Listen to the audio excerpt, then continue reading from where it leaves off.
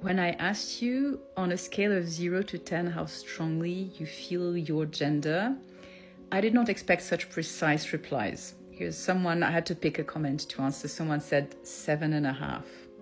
What is striking though, if you click on that comment and go back to the video it was made under, what's striking is how different all of your answers are. And this is what I expected, really. We do not all feel our gender identity to the same degree, but we all can answer the question. We all have a gender identity. And realizing this is enough to complete step 2.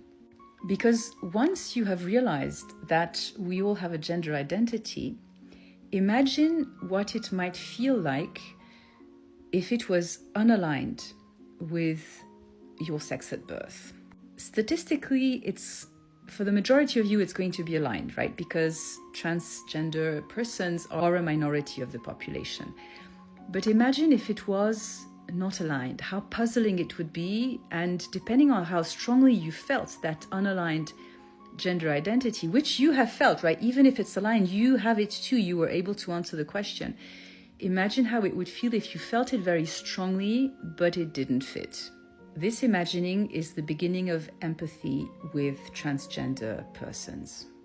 It can also help us to understand why the number of people who declare themselves to be transgender fluctuates across time. Because if you have an unaligned gender identity with a feeling of 10 out of 10, you are more likely to come forward even in times when this is very much not accepted.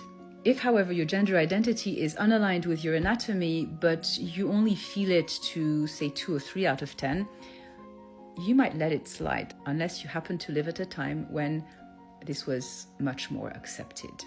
You might still suffer, but it's going to be easier for you to suffer in silence than for someone whose gender identity is a 10 out of 10.